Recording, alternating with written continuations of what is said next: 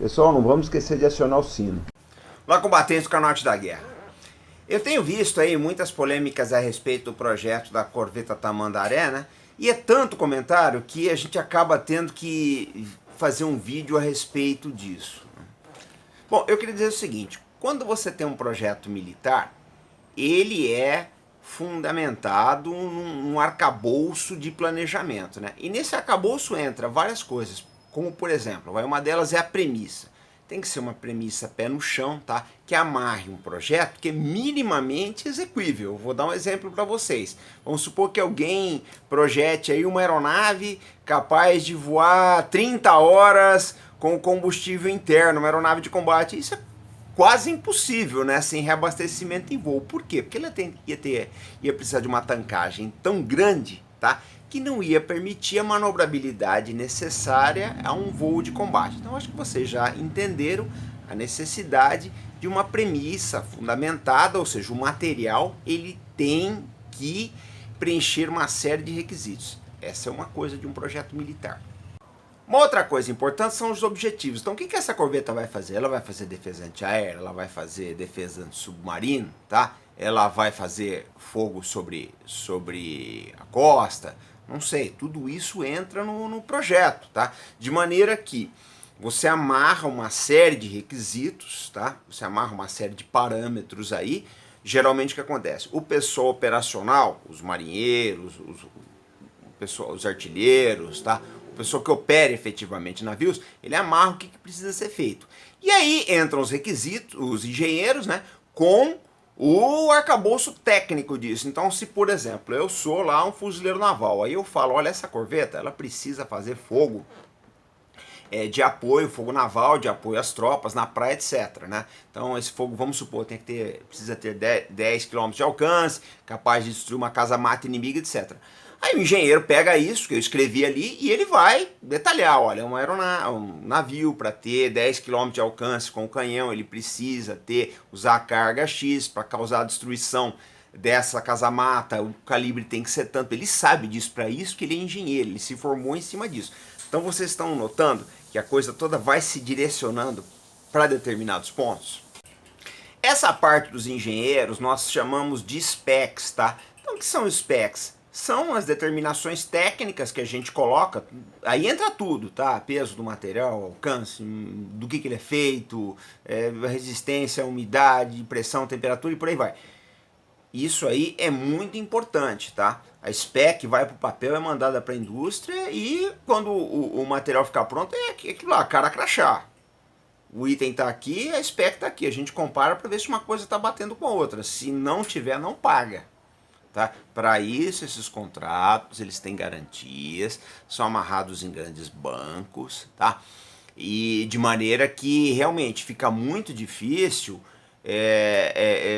haver uma discrepância em termos daquilo que foi pedido e o que está sendo recebido, porque a cobrança é muito grande. Uma outra coisa é ter pessoal qualificado, gente. Por mais que um país vá comprar um produto pronto, ele precisa de gente qualificada. Por quê? Primeiro, para definir os requisitos que eu citei para vocês até agora. Segundo, também, para receber esse material, porque uma coisa é eu escrever esses requisitos. Tá? Eu escrever, mandar para o fabricante falar que faz e eu pagar ele. Outra coisa, eu saber que esses requisitos estão sendo atendidos em termos materiais, eles correspondem àquilo que eu escrevi, àquilo que eu coloquei na prancheta, aquilo que eu coloquei nos RFI e RFP da vida. Tá? Então ele precisa de gente muito qualificada, tanto para definir o projeto, como para verificar e receber esse projeto.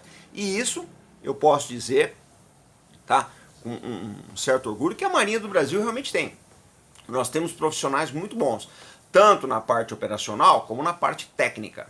Aí você entra nos recursos. Os recursos precisam estar, além de definidos, eles precisam estar equilibrados com aquilo que se espera gastar, né? Então a gente tem que ter aquela cabeça, né, para planejar realmente. Olha, por exemplo, eu planejo aí a compra de um avião de caça. Eu falo sempre para vocês, hoje em dia, com menos de 100 milhões, você não compra um avião.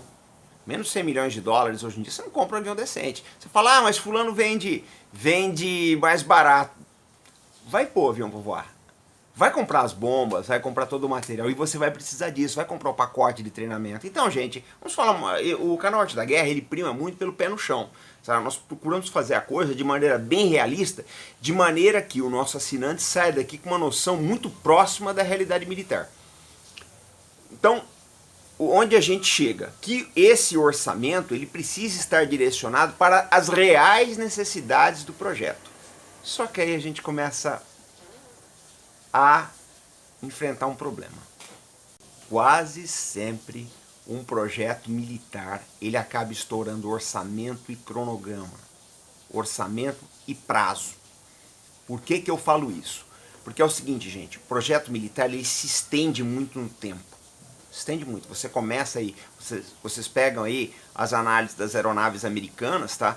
Às vezes tem avião que eles começaram a preparar aí em 1970, o avião entrou em serviço nos anos 80. Por quê? Tem muitas idas e vindas, o projeto passa por uma série de solicitações e acaba atrasando muito. E outra, a tecnologia muda muito e os requisitos às vezes são impactados por necessidades políticas, por pressões políticas, por pressões da própria hierarquia militar e por aí vai. Então a tendência é que qualquer projeto militar, por mais bem desenhado que seja, é que ele acabe estourando o orçamento e acabe estourando prazo.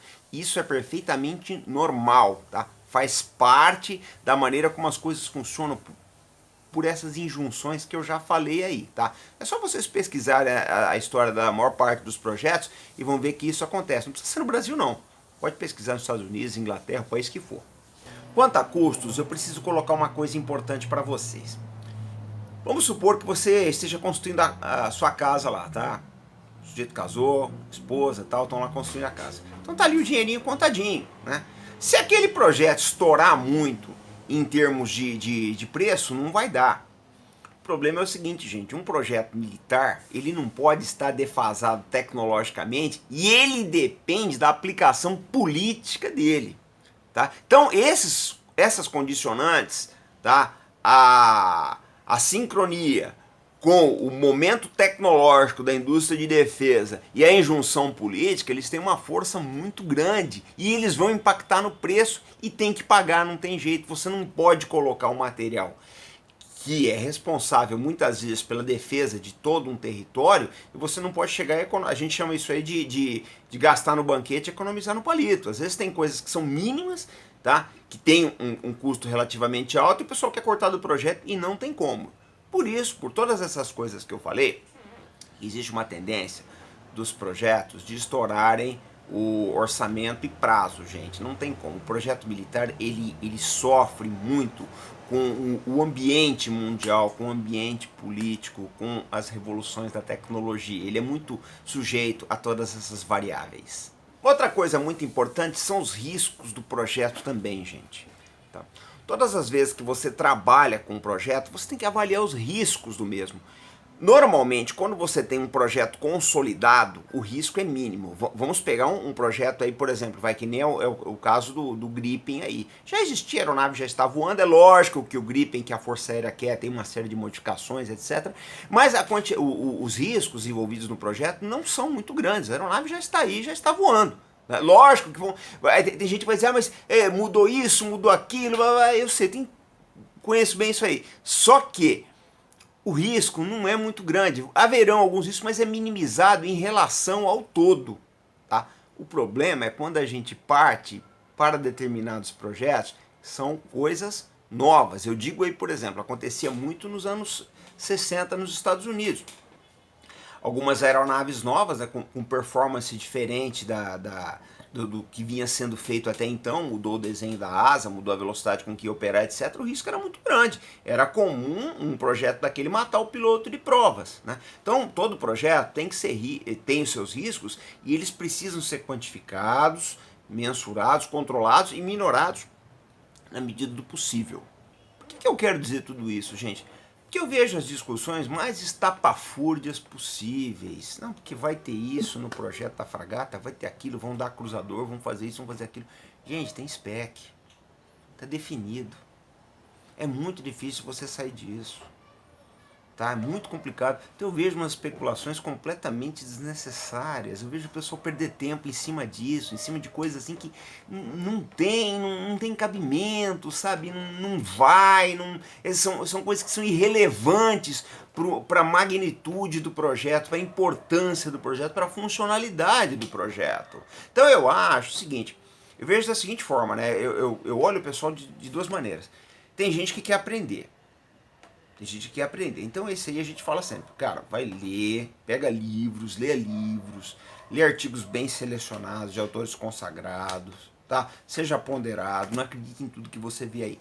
E tem aquele cara que ele tem tempo sobrando, tem tempo livre, então ele gosta, lê tudo que aparece na frente dele. Aí paciência, gente, aí você não quer aprender, aí a coisa é um pouco diferente. Eu estava falando esses dias aí de um vídeo excelente que o Nicolás mandou pra gente, nós transformamos numa produção aqui do canal, e ele mostrou, tá, o pessoal da Força Naval descrevendo o navio novo da Marinha, o PHM Atlântico. Pô, gente, ali foi matadora. Tá? Foi um trabalho excelente que o Nicolás fez. Por quê? Porque, poxa, se é o pessoal que comanda e vai usar os meios aeronavais, estão falando ali, meu amigo, se esse cara não souber do que está falando, ninguém, não sou eu que vou saber. Não é você. Então, essas coisas a gente tem que começar a olhar, gente, o lado mais técnico da coisa, para vocês não perderem tempo. Eu vejo discussões aí que não dá nem para entrar. O pessoal está viajando tanto que é impossível você entrar na discussão. É impossível, é viagem mesmo. Né? E a gente procura colocar as coisas de uma maneira um pouco mais centrada, um pouco mais pé no chão, tá ok? Então eu precisava ter, faz tempo já que eu precisava ter essa conversa com vocês aí para falar. Eu acho que esse projeto das corvetas Tamandaré é uma coisa muito sólida. Eu acho que a Marinha ela está trabalhando bem nesse caso aí. Eu acho que faz muito tempo que não aparecia um projeto tão sólido quanto esse. A Marinha está realmente fazendo tudo aquilo que o manual de projetos militares manda em termos de fazer edital com as especificações, mandar, convidar as empresas enviam as propostas são avaliadas por comissões de operadores e engenheiros, tá? De maneira que é um projeto que, além de ele ter bastante transparência, ele está se atentando muito às especificações técnicas, que eu acho que isso importa, de maneira que o contribuinte brasileiro, ele realmente vai ser beneficiado com o seu imposto que está sendo aplicado nesses projetos aí. Então, gente, esse foi o nosso vídeo de hoje, tá ok? Nós estamos voltando essa semana com muita coisa, estamos acompanhando o que está acontecendo no Irã. Já já nós vamos fazer um vídeo aí, tá? Sobre essa situação, essas farpas aí entre o presidente Trump e os iranianos. Vamos manter os nossos assinantes informados. Então, até o nosso próximo vídeo. Aquele abraço. Como sempre, responsabilidade, compromisso e fé no Brasil, pessoal.